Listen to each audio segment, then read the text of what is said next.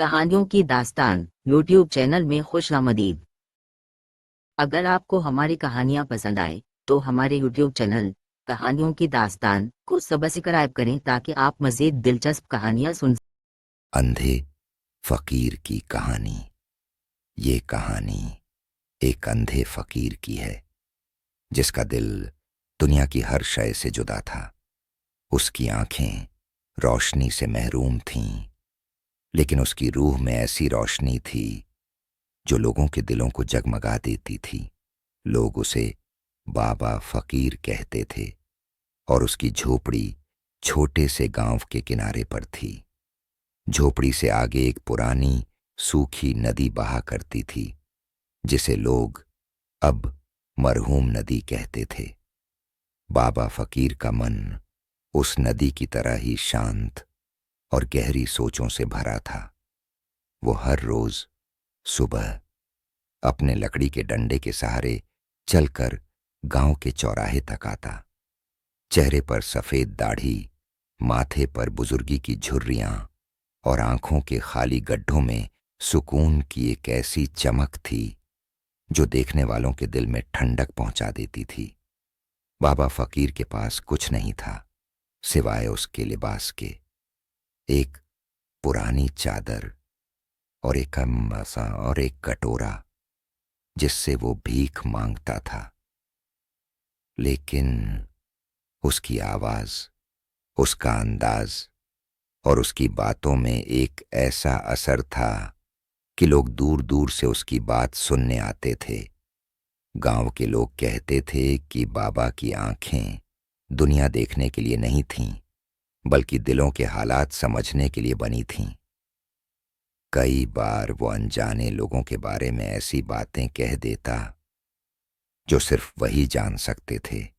उसकी बातों में एक सच्चाई और तस्सवुर होता था जो किसी के भी दिल को छू जाता। एक बार गांव में बारिश नहीं हुई, फसलें सूख गईं और लोग घबरा गए। गांव के सरपंच ने बाबा फकीर से मदद मांगी। बाबा, क्या हमारी मुश्किल खत्म होगी?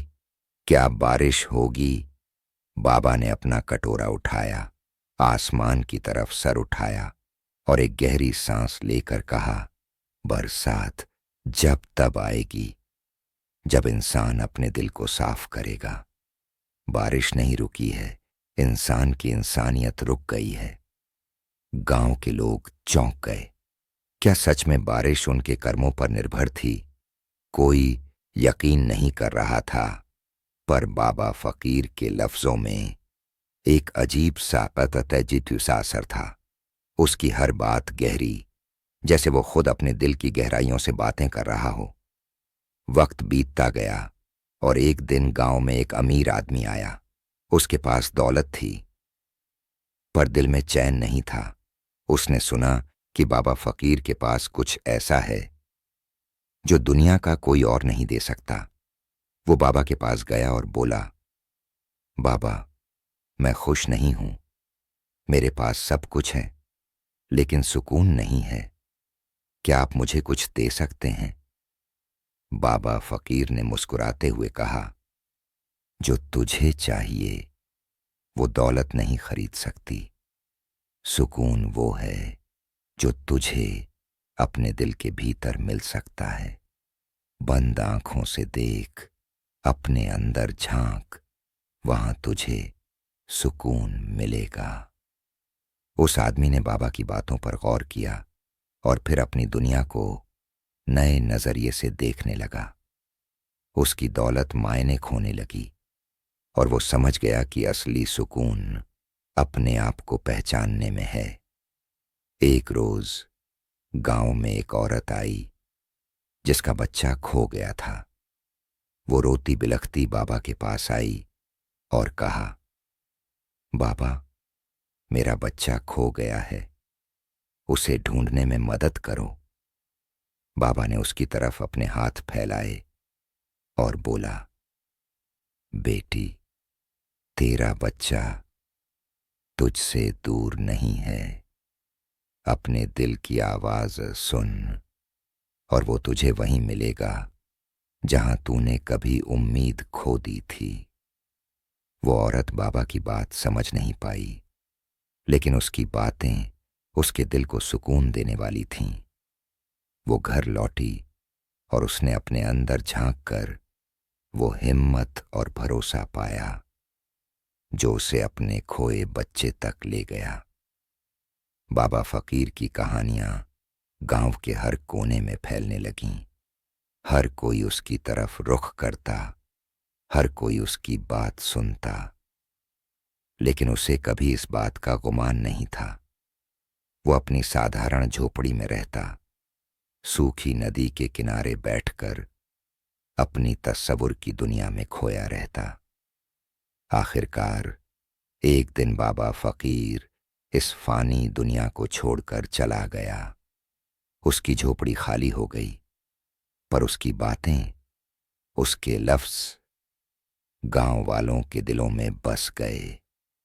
वो अंधा था, मगर उसने दुनिया को वो रोशनी दी जो आंखों से नहीं देखी जा सकती थी, पर दिलों में महसूस की जा सकती थी। कहते हैं कि जिस रात बाबा फकीर की मौत हुई, आसमान से तेज बारिश हुई, मानो खुदा ने उसकी रूह को रुखसत देने के लिए आसमान से आंसू बरसाए हों। उस दिन से गांव वालों ने अपने दिलों को साफ करना शुरू किया, और देखते ही देखते उस सूखी नदी में फिर से पानी बहने लगा। जैसे बाबा की रूह अब उस नदी के पानी के बाहों में जिंदा हो। बाबा फकीर के जाने के बाद गांव का माहौल बदल चुका था। गांव वाले अब भी उसकी झोपड़ी के पास आते थे, उसकी याद में, और कभी कभी तो ऐसा महसूस करते थे जैसे बाबा की रूह अब भी वहीं मौजूद है। लेकिन अब गांव में एक नई उम्मीद की सुबह उभर रही थी। लोग अब पहले से ज्यादा मिलजुल कर रहते थे, एक दूसरे के दर्द को समझते और बांटते थे। फकीर की झोपड़ी अब वीरान नहीं थी। वहां अब एक छोटी सी मजार बना दी गई थी, जहां लोग आकर चिराग जलाते, दुआएं मांगते और उसकी बातें याद करके रोते। उस मजार पर हर रोज नई नई कहानियां जुड़ती जातीं। लोगों के दिलों में बाबा फकीर का प्यार और उसकी यादें गहराई से बस चुकी थीं। इसी दौरान गांव में एक नन्हा बच्चा पैदा हुआ, जिसका नाम मदीह रखा गया। यह बच्चा औरों से जुदा था, क्योंकि उसकी आंखों में एक अनोखी चमक थी। उस चमक में वही नूर था वह फकीर की आंखों में होता था। उसकी मां जैनब एक सीधी सादी औरत थी, जिसने बाबा फकीर की नसीहतों को अपनी जिंदगी का हिस्सा बना लिया था। लोग कहते थे कि मदीह को बाबा फकीर की रूह का हिस्सा मिला है। जब भी मदीह रोता, लोग उसकी मजार के पास आकर उसे खामोश कराते और वह फौरन शांत हो जाता। यह बात पूरे गांव में फैल गई कि मदीह और बाबा फकीर के बीच कोई न कोई अलौकिक रिश्ता था। मदीह जैसे जैसे बड़ा होता गया, गांव वालों की नजर में उसकी अलग अहमियत बढ़ती गई। वह अपनी मासूमियत में ऐसे सवाल करता जो बड़ों को सोच में डाल देते थे। एक दिन जब मदीह ने अपनी मां से पूछा, अम्मी, लोग मेरे पास क्यों आते हैं? मैं तो सिर्फ एक बच्चा हूं। उसकी मां ने मुस्कुराते अगर आपको हमारी कहानियाँ पसंद आए तो बराहे करम हमारे यूट्यूब चैनल कहानियों की दास्तान को सब्सक्राइब करें, ताकि आप मज़ीद दिलचस्प कहानियाँ सुन सकें।